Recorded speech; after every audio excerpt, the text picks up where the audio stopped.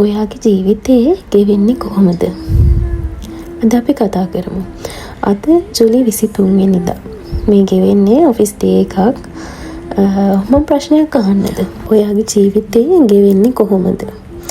ඇත්තට මේක තීරණය කරන්න ඕනේ ඔයාමයි. ඔයා ජීවත් වෙන්නේ තව කෙනෙක් වෙනුවෙන් වෙන්න පුළුවන්.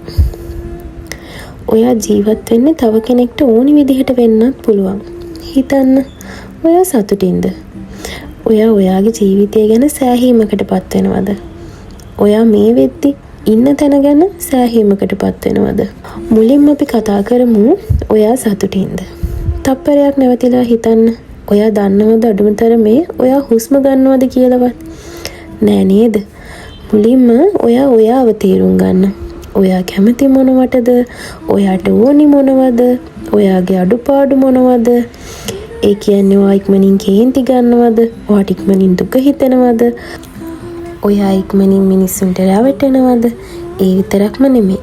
ඔයාට ලේසියෙන් කිසිම දෙයක් ගැන දුක හිතෙන්නේ නැද්ද? ඒ කියන්නේ ඔය පොට්ටක්වත් සංවේදී නැද්ද? ඔයාට අඩුමතරමේ සතුටක්වත් දැනෙන්නේ නැද්ද? ඔයා ඉන්නේ ගහක් ගලක් වගේ දරදඬු විදිහටද? මම මේ කියපු විදි දෙකටම හොඳ ජීවන රටාවක් එහෙමත් නැත්නම් හැපි ලයිෆ් කියන දේ ඔයාගෙන් ගොඩාක් දුරට ඈත් වෙලා තියෙනවා. ඉතින් ඔයා මුලින්ම ඔයාව තේරුම් ගන්න. සොෆ්ට් මිනිස්සෙක් වෙන්න. ඔයා ඔයාට ආදරය කරන්න. කවුරුත් වෙනුවෙන් නෙමෙයි. ඔයා ඔයා වෙනුවෙන් ජීවත් වෙන්න. අද ඔයා හිතන්න ඔයා කවුද? ඔයාට මොනවද ඕනි?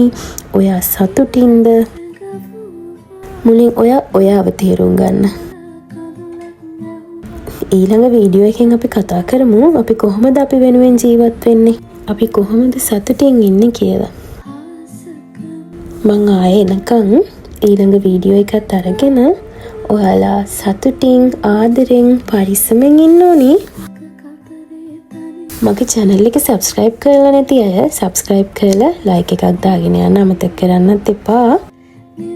ඔයාගේ එක කමෙන්ට් එකක්, ඔයාගේ එක ලයික් එකක් මට ගොඩාක් සතුට එකතු කරනවා.